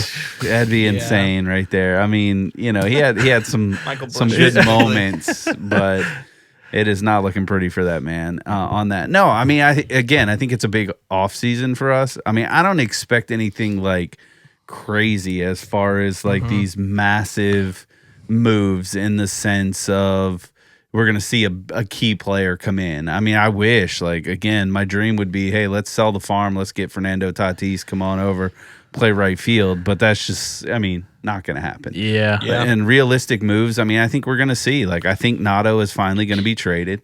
I think Sonny Gray ultimately is traded. Tim and I, we've talked about this. I think before the injury to Newt, I think he was the key guy that was going to be moved. Now I do think they're going to pivot. I wouldn't be surprised if Brendan Donovan is gone. As much as he brings to the table, and we do like him here in St. Louis, and I would love for him to stay, I think the value is just too high. And I think when you talk about a J.J. Weatherholt coming up, that's basically the same profile. Yeah. There's not a lot of capitalize on that. And I think, having Bloom in the office instead of Mo is really going to shift some things up. I think, we're going to see, I could see them making some plays on maybe some, I don't say young pitching, but younger pitching. Like I could see them in on like Joe Ryan if he becomes available. I could see them. I would ride if the Cardinals get Joe Ryan and the Cubs still. Boston would like a word with that. Though. Yeah, I Most mean, likely. there's going to be a lot of teams. Oh, in no, on for that. sure. But if Like, it's St. Louis, so, I I just think I like want Joe Ryan too. right. I think that they're going to play in that type of a market, where it's not going to be this elite level. Like if Scooball's up, I doubt we're going to be in that conversation. once again, the Cubs better be in that conversation Right. as well. Those type of things won't. Again, I think we're looking at best case scenario. Yeah. The young guys perform and they're, a fringe, we're going to be toying with the wild card spot Yeah. and maybe making some noise, maybe getting on a run. But on the outside, I think it's going to just be another tough year of watching some full development this year on that side, because I think this is the year that you're going to really see, like, Liberatore's going to get the full run. Like, I mean, we saw what he did this year, which is nice. Yeah. I think McGreevy slotted himself in there nicely as a 3-4. I think you're really going to get to see Quinn Matthews. I don't think he'll be that legit number one, but he's going to be in the mix there. What intrigues me is really the development piece of, do you really let Jordan Walker come back, or does he stay in AAA for an entire year? Because you have that option to figure that out. I know it sounds What do you say? It'd be nuts. absurd for him to go down AAA. Yeah, You're right. and just hang out down. Now, I'm not saying it's the wrong move. I'm just saying it's 3 years late. But Yeah. Right. And I mean, the interesting thing I think that came out on his part for me was the fact that his unwillingness, or at least seeming unwillingness, to really make adjustments and change. yeah, Like, that scares You talk me about that from story a player. that came out? Yeah. Yeah. That scares me from a player perspective. Now, obviously, we don't know what's fully truth. That's just all reports. now are on you that saying side. that during his rookie season or during No. a different? Now, I will say that may So- play a part in Yeah. that, because here's the organization that you're the guy, coming up. Yeah. And you've got full trust in them. You come out here, put up 17, 18 straight games hitting, and then you have one bad game and they send you down to retool your entire swing. Right. I think could that's- understand having right. a little distrust Right, in right, that right. system. I think there's Walker in general was just handled so poorly. Yes. And I say Agreed. by both parties, because he skipped AAA completely. Right. Which is a huge jump. Yep. More often than not, you see that with a pitcher, not a which I think is weird too, because the baseball is different. The AA baseball is different than. Yeah, but And then the whole hitting thing was like, he's had 4 different hitting coaches his entire career from when he started. Like, that's kind of weird. yeah. And I mean, he's so immature. Yep.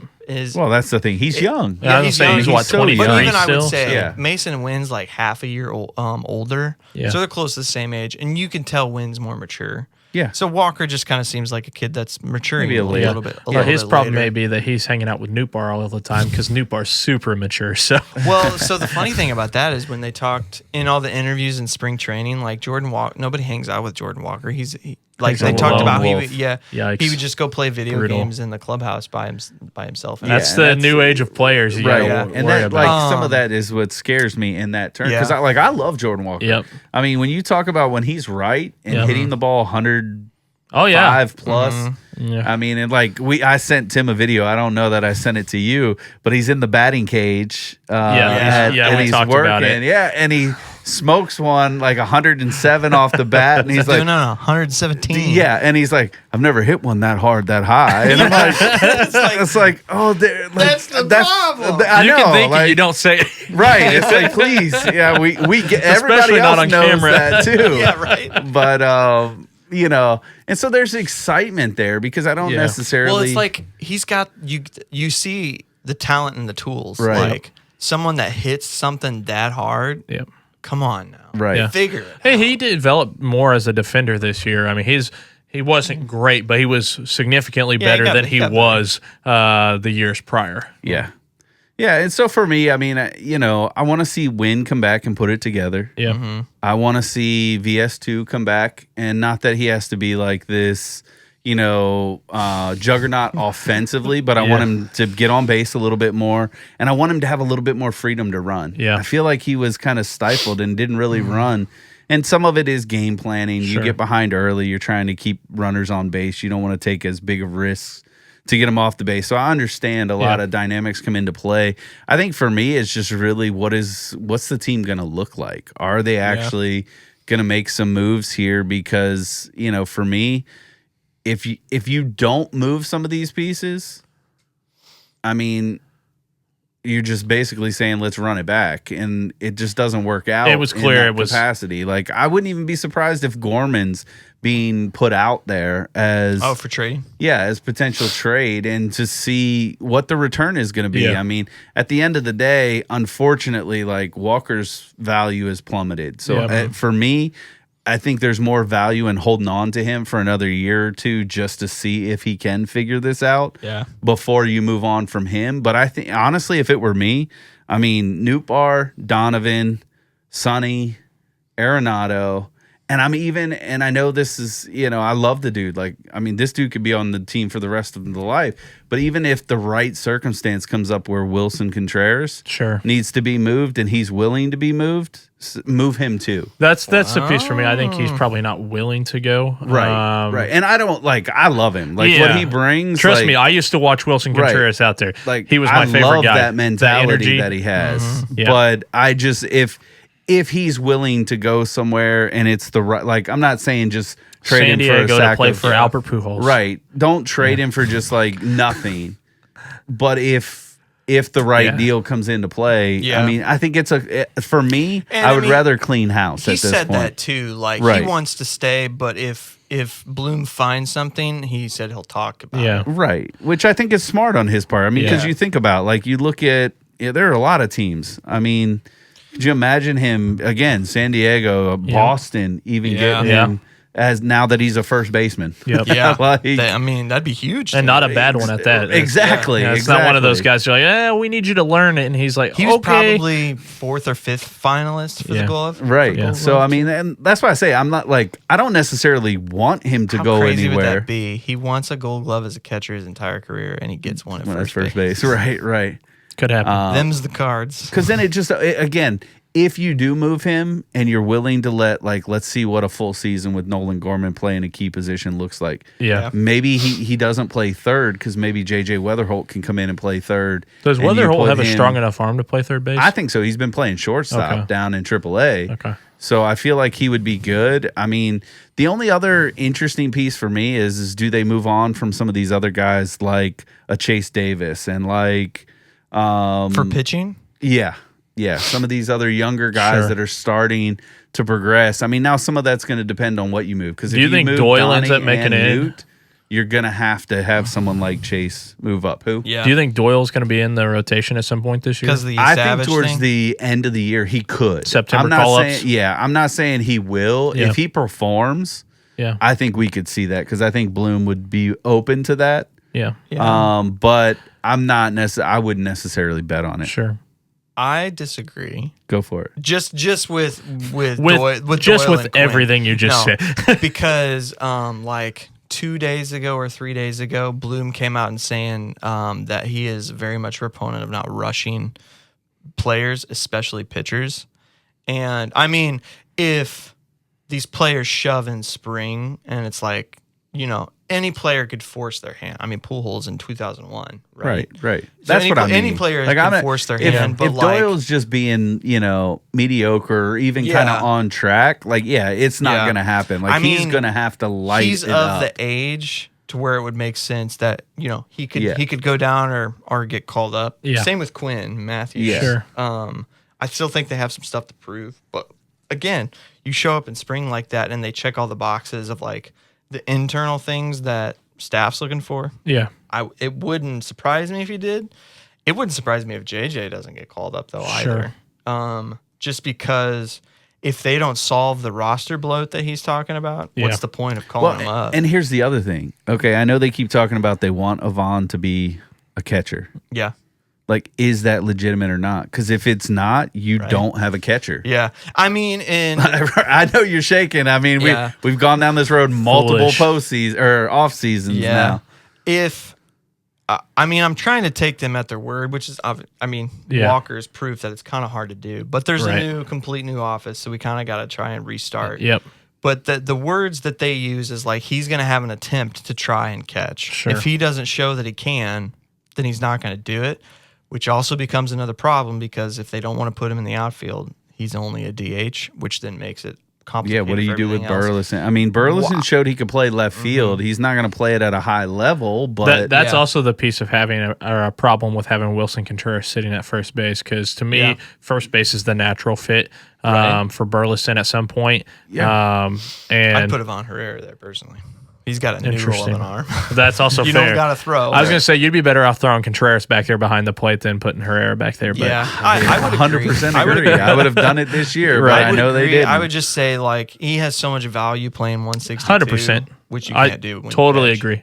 Totally agree. And for some reason, I guess some guys are weird. I mean, you could tell us this, like some guys just can't hit at DH, and some guys Yeah. can't. Contreras doesn't seem like he can do well Yeah. in the DH position. And they think about it. He said in an interview like he just thinks too much. I was going to say, I think it's a mentality thing. If sit on he the had a bench. full off season and he knows I'm only going to be a DH, he spends all off season just working on hitting, no fielding, anything like that. Yeah. I think he could figure it out Maybe, yeah. and be like a Nelson Cruz type guy late in his career and have a little more pop. But if he's going out there 4 days a week as a first baseman and then 2 days a week as a DH, that's to me where Yeah. he'll struggle. I was never asked to be a DH in my career, so that not really.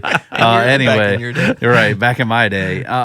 But I can tell you, like the times that, like even in just like summer fun leagues, those type of things where you're constantly rotating out, but you stay in the batting lineup type of deal because it's just everybody trying to get everybody to play and have fun type of deal.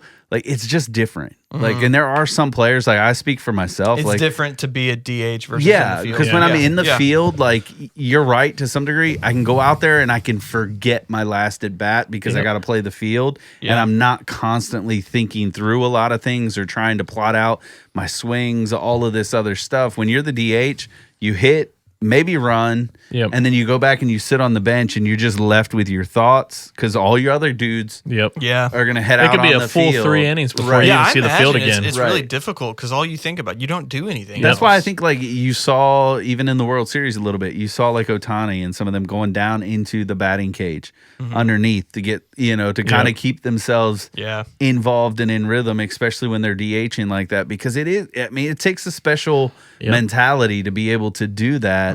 There's some good ones though, like who is the guy on the Mets 2 years ago who DH'd for them? Man, I'm blanking on what his name. He's still technically he's a free agent. He was a free agent this year. Not Dominguez. I'm forgetting. He is a great DH because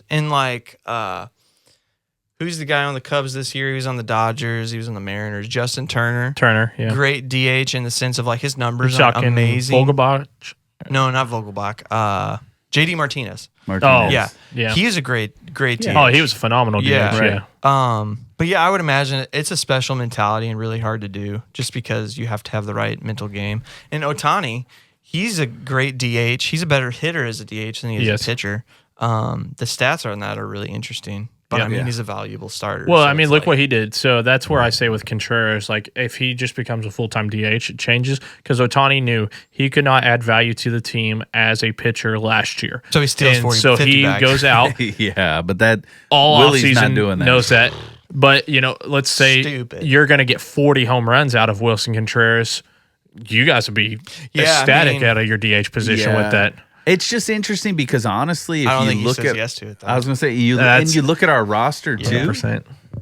He might be the best first baseman Also we have true. defensively. Yeah, defensively, true. yeah. Like, That's- and that's If you're playing for this year, Contreras is your first baseman. If you're playing for 3 years down the road, I you mean, figure out a way to get and I Burley think he'll over there. rotate. I think he'll rotate. You'll see Burley there a little bit. I think you'll see Gorman there a little bit. I was going to say Gorman's another guy you may have to Right. start testing out there. Yeah, I mean, I see that all kind of playing out. I'm just like the Herrera thing is interesting to me, especially if they do, because I think there's still an opportunity to move Nootbaar Yeah. and Donovan, move both of them, and then you've got to figure out a left field. Sure. So if Herrera's going to not play catcher, is he going to be your left fielder? Yeah. Is Or is he Burley a going to be DH, your left fielder? Or are you having to take a chance on one of these younger guys like a Davis or somebody coming up to play that role? Yeah. Or are you going to go out and get somebody, even if it's short term, Yeah. couple years? Wouldn't that be something though? We have like 10 outfielders. None of them are great. Oh, let's go get another one. That would be really. Right. I know, Right. right? Be the most Cardinals thing. The ever. Cardinals are like, we're adjusting our approach and go and do the exact same thing. Sign a 30. Chris Bassett is in the house next year, so Right. Wouldn't shock me.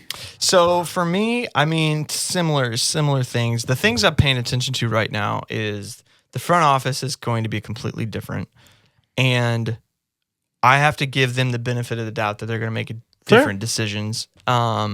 Even if they say something similar, right. I'll have to they're thinking about it differently until they prove me otherwise and say, oh, Sure. shoot, everybody's just doing the same thing. We're just going on the same road.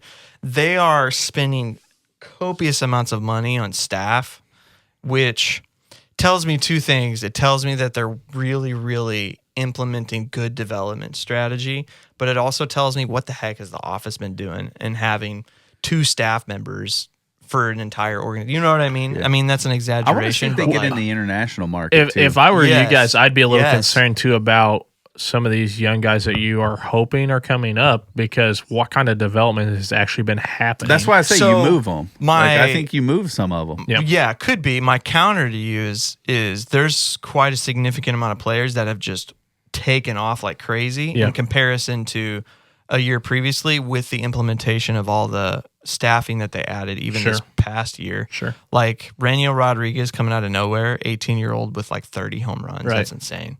Sure. He was putting up numbers with who's the Milwaukee kid we were just talking about?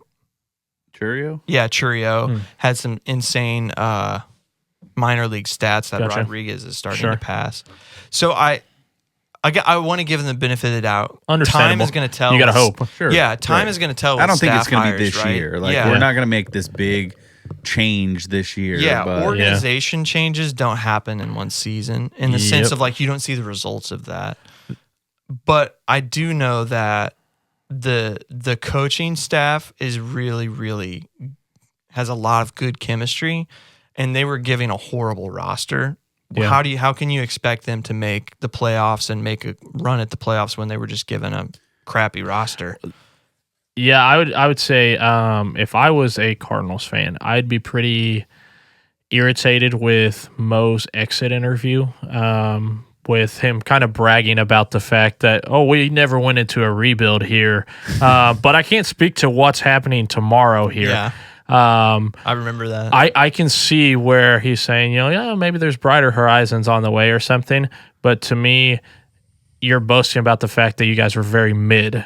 Yes. And it's like, is that really what you want to hang your hat on? Free drinks in St. Louis. I'm saying like Not he's right now. He's Give not it a the couple guy years, he comes that you're back, looking at and you're going, and he's going Right. to be celebrated. no. Yeah, probably. If a couple of these guys he drafted end up turning out, and Weatherholt ends up becoming the next Pujols or something, like, well, Mo did get us that. So, And again, like I said, I mean, yes, recent. He's not well liked, but you give it a couple years, let Probably, it pass. yeah. He's going to come back because he did bring championships. Yeah. He did bring, pretty massive winning culture. 11 to to here. 15 was pretty Right. magical. Right. And he was the center of all of Right. it. Sure. And he's making those moves. And I mean, again, time has won out. What do you they think he did just started back coasting? then. I think so. I mean, yeah. I really think so. And I I don't think- think he changed with the Yeah. way baseball was changing. Yeah. He didn't change because he thought his way was the better way. Yeah. Yeah. And ultimately, that came His to way was the Cardinal way, and it wasn't necessarily actually The the one fact. thing I kind of point to, so 15 was the last time we made the playoffs. What did we make? The DS? The Cubs knocked us out. Yeah, we did. Was it the CS or the DS? No, we made the playoffs. It was. that's the last It year was we the made. DS. Before 19.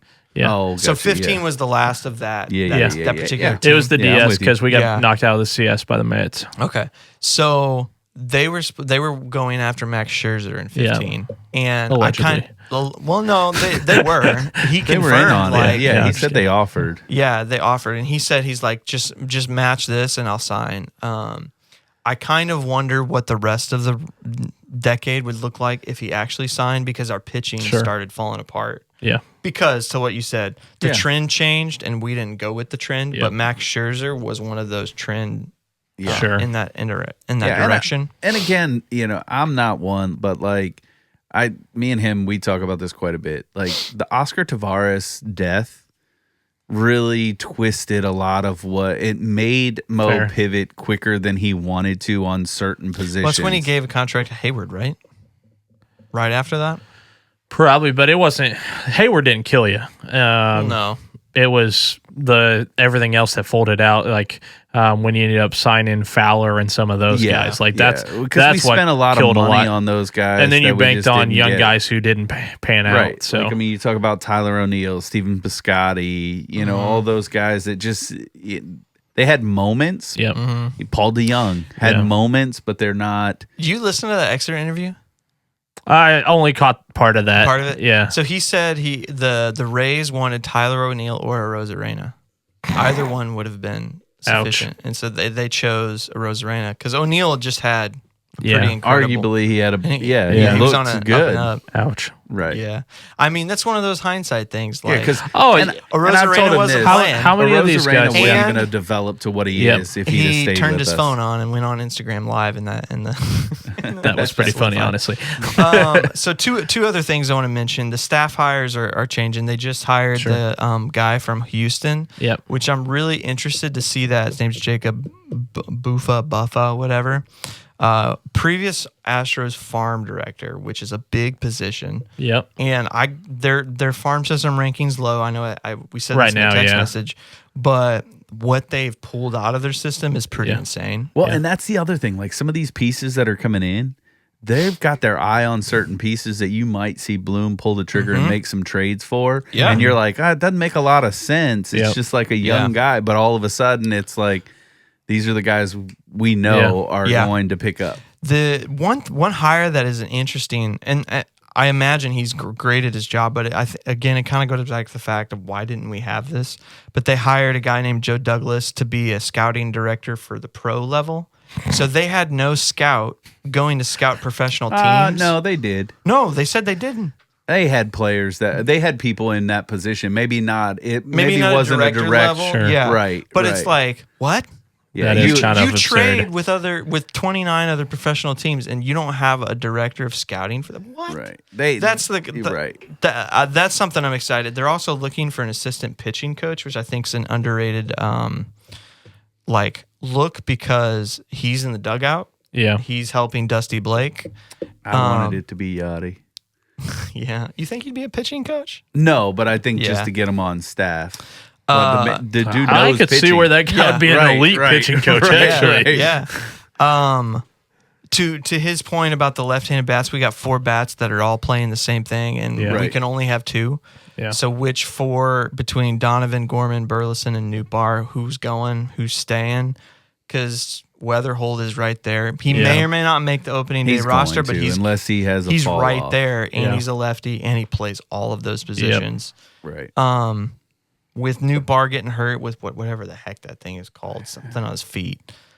Which I mean, your feet are a big deal. Yeah. Right. in Especially in baseball. And I right. mean, he said he'd been in pain and managing pain for 2 years, and that's like, guys, why?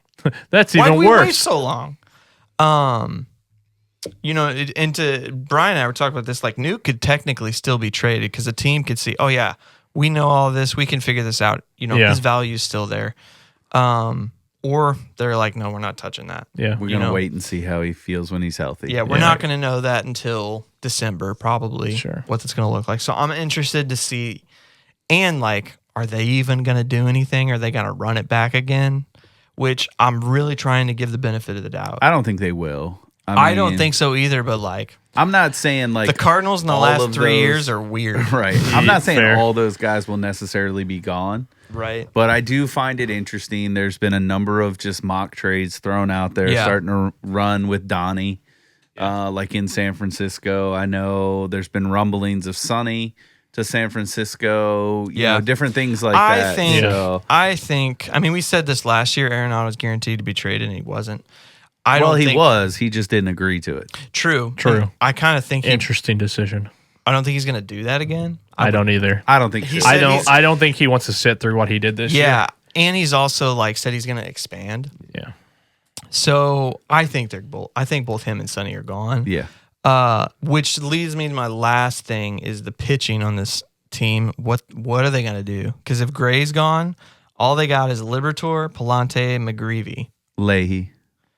Leahy was a reliever. Yes. He's going to get a chance to get a start. stamp, but what if he's not good? Well, yeah, I mean, but So hypothetically, let's just say he's not good. Yeah. They got 3 starters, 2 of which have never thrown more than like 130 innings. Yeah. right. Well, and that's That's a where problem. right? But Trust that's me, where we ran so- into innings this year. Yeah. right. And so but that's where like McGreevy and those, or I mean Matthews and those other guys play their role. They could potentially fill it internally, but based on some comments from Bloom, has talked about, like we're probably going to have to sign people. So I'm really curious what that free agent bucket they're going to live in, because the free agent pitchers like Bassett's out there, Verlander's out there, Scherzer's out, Gallen. No. Like there's some guys that are not going to be like Framber Valdez is going to be going after a big contract, right? Ranger Suarez probably is, but Merrill Kelly's out there. Chris Bassett, Dylan Cease could be a pillow deal or could be a long extension. I think what starting pitcher market are they going to live in? To me, that's definitely going to be one of those Merrill Kelly type guys. Now, I don't think it's going to be Merrill Kelly, but I think it's going to be one of those type of guys, not higher end. But look at Bloom's past. He doesn't do that a lot. No, he doesn't. I think for this year, he's going to get a patch I think he would rather go and sign 2 younger, like unknowns and just try and play it off, especially given the year. Sign like 5 minor league deals. Yeah, like I see what you're saying. and just play it out. So that could be the market that he lives in. Right. Yeah. That's what that's what I see from him in his past when he's been in a situation like this. Yeah. I could also see though, like just eat innings type of guys. I could also see like Cease doesn't get the contract he wants and he's got to do has the to Blake pivot Snell and thing. do a 1 year I or could something. see them signing giving Cease 25-30 mil for a season. And then trade them. Yeah, and I think some of it obviously is going to also depend on how much money they have to eat for Nato. Yeah, Tyler Mahle and Patrick Corbin from Texas were insane this year, and I could see them like. I wouldn't touch Patrick Corbin. Yeah, no, I wouldn't maybe either. not. Zach Gallen's out there, and I'd he like had Gallen. a pretty, I could understand season, right? I still think Gallen's for sure going back to Arizona. Probably, but I'm just making the point. No, like, sure. Those are the names. They gotta find some pitching. Yeah, right. Because you need 7 or 8 starters. Right. Yeah. So what bucket are they gonna live in? Right, because the big piece is you've got Palante is going to have to be your 3 with what you've just thrown out there, and that dude in no world should be a 3 in any rotation. No. Probably So, shouldn't be making the team. probably also true. So that means we have 2 starters. yeah. That could get hurt in spring. Now, I definitely think Palante will be out there. And but the other thing that sets He's gonna get another we chance. had Yes. 2 AAA pitchers that were like really, really close to MLB level. Sure. Both had Tommy John Right. Yikes. last year. Brutal. So like we're talking June. Yep, at least. Jerpy and Jerpy and Roby. Yep. Yeah. And so it's like But then there's the other kid too that started to Matthews. come up. Matthews, what was it? Henderson? is he Ian Henderson or whatever how you pronounce his name? Yeah. Yeah, So, he like, started to show Potentially, something. but if So, he's the guy that doesn't like to promote quick, Yeah. who knows? So that's the thing I'm going to be paying attention to. What we're going to do with that bloat, and we have 2.5 starting pitchers. Yeah, for I the would say season in next one of year. those deals that you're going to have to make, maybe you can get a AAA level guy pitcher that they can slot Yeah. in What and maybe they- develop. What they need to find is essentially what you guys found in Boyd last year. They need like 3 or 4, and probably every Yeah. team Well, we wants that, missed it. right? Yeah. What? Getting Boyd? No, not Boyd. I still think they should have made a play that the kid Boston got from San Francisco. Oh yeah. That's in their minor league And he system barely now. made it Yeah. too. And I did. He was part of the Devers deal. He was. Oh, yeah. I forget his name off the top of my Gibson? head right now. Kyle? No, it was the young lefty that had Oh, the a other great one. year Okay. last year, but Yeah. was struggling this year with control. Gotcha. I can't think of his name to save my life. I'll have to look it up. I got you pulling up right here. So Starting the pitchers. kid that you guys traded for with Harrison, Boston, Kyle Harrison. Harrison. That's him. Did Blaze, is that his name? Blaze Yeah, Jordan? Blaze Blaze Jordan. Does he play any part in this year's roster? Maybe. I mean, again, Because he was at one- AAA last year, right? He's one that if you move a couple pieces, like again, he's another guy that I don't know that you're going to trust as a fielder. He Yeah. comes up as maybe a DH, maybe a first Yeah, he's a baseman. DH first baseman. If you're moving on from Wilson. He is the right-handed version of Nolan Gorman. Yikes. So Yeah, could be really, really good in which, moments. to be Got honest, lots of power, but this team if you can use needs it. because we don't have any good right-handers. No, that's true. We're so lefty heavy, and we're so mid lefty heavy. Also true. Yeah. Also true. Easy, man. I complimented your team. I'm trying. And then the last thing I'll give a shout out, Victor Scott II.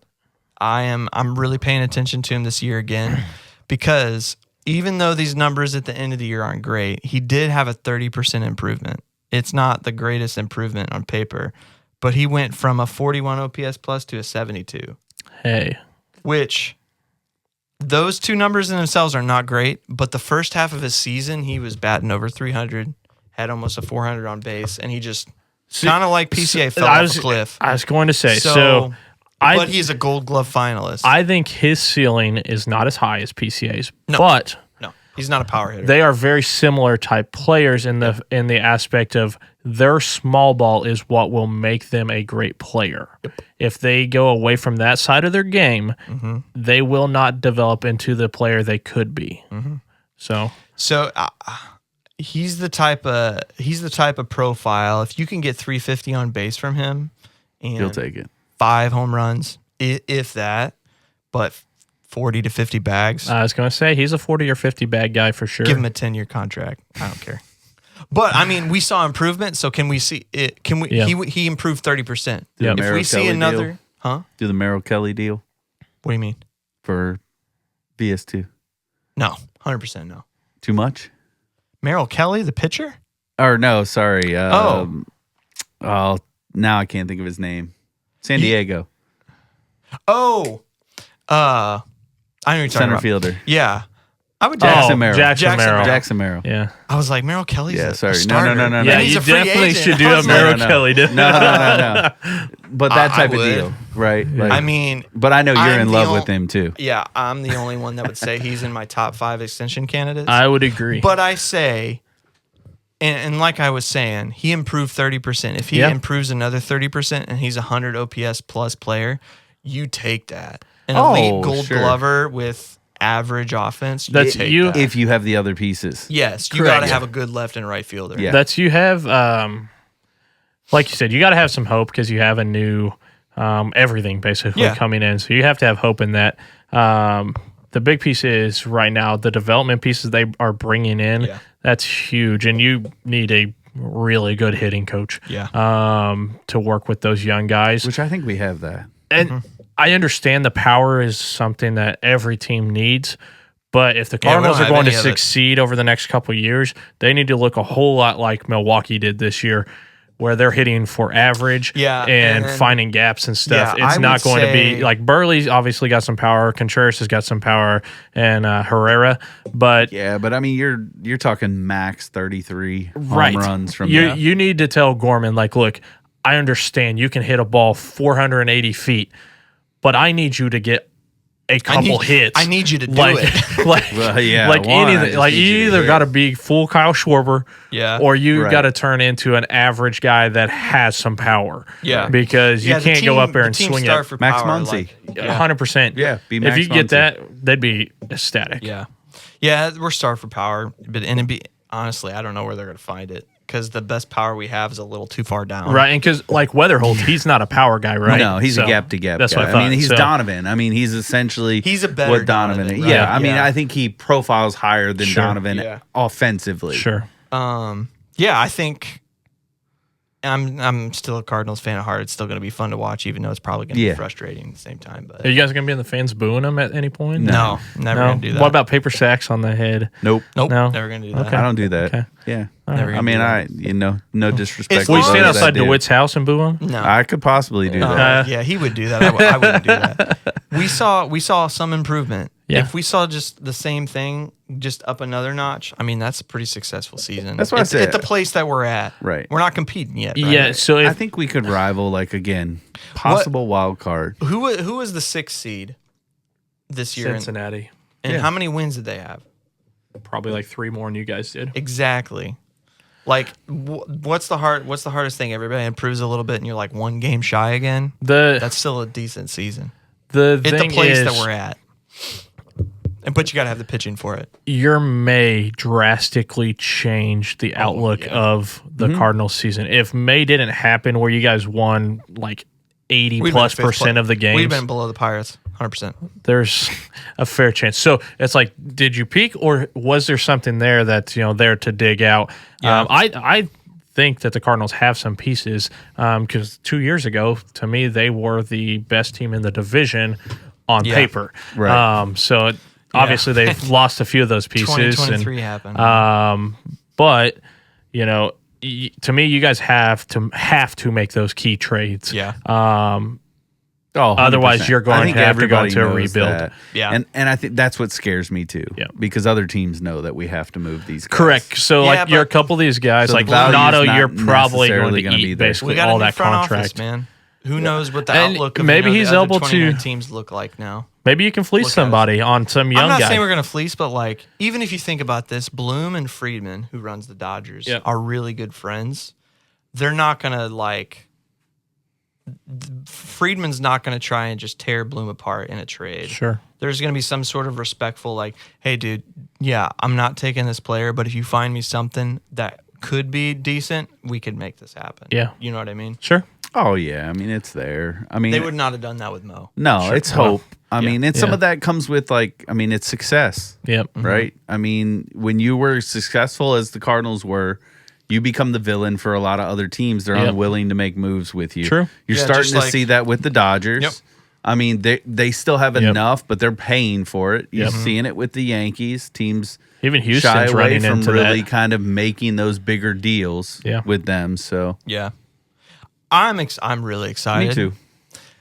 We are what's today? The 3rd, 2nd. We're 108 20 days from pitchers and catchers reporting. Yeah. So baseball's fun. Baseball's gonna be fun. World Baseball Classic will be here before you know it. The winter Yep. meeting's not too far away. Yeah, we're a little less than a month from that. So, guys, I'm glad we did this. The off season is going to look interesting for anybody listening. We're not sure of the schedule. We're not going to meet every week and just talk about the same stuff over and over Yeah. again. So we'll kind of play sporadically, but we will start a new season, next year. With- And we'll come back periodically as news breaks and we'll talk about and react to some stuff. So for We'll everybody, definitely be here for the WBC. Oh, yeah, we'll be doing some specific WBC sure. content. That made me fall in love with the Oh game. my like, on gosh, a it was new level. beautiful. And But for us, thanks for listening, guys. We will see you with whatever the next one looks like and sounds like.